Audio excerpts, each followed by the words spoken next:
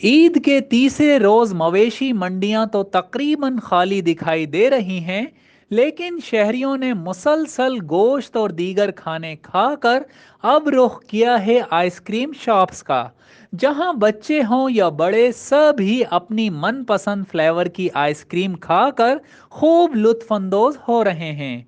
सारा दिन सैर सपाटों के बाद घरों में भी कुछ लोग रिवायती खाने बना रहे हैं और अपने प्यारों को खुश करने की भरपूर कोशिश कर रहे हैं। जबकि लाहौर के माल रोड पर मौजूद आइसक्रीम शॉप्स में तो इतना रश है कि यहाँ तल धरने की भी जगह नहीं।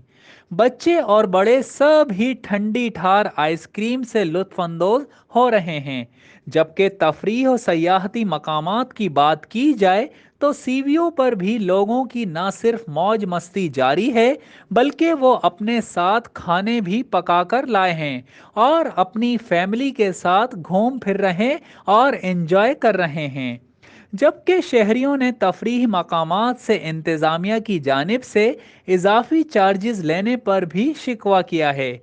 बहुत से शहरी तो सेल्फीज लेने में इतने मगन हैं कि वो कोई भी लम्हा ज़ाया करने को तैयार नहीं, क्योंकि लोगों को अच्छी तरह मालूम है कि आज छुट्टी का आखिरी रोज़ है और कल से नॉर्मल रूटीन शुरू हो जाएगी।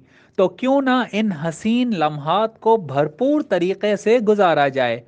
जबकि कुछ परदेसी जो अपने प्यारों के साथ ईद मनाने के लिए मुख्तलिफ जगहों से आए थे, उन्होंने भी वापसी की तैयारी पकड़ ली है।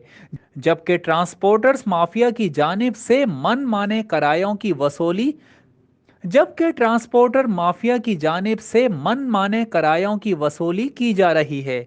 जबकि शहर भर में जगह जगह आलाइशों के पड़े होने पर भी अवाम ने शिकवा किया है। जाहिद मिर्जा, फैज टीवी, कराची। फैज नेटवर्क, फैज सबके लिए।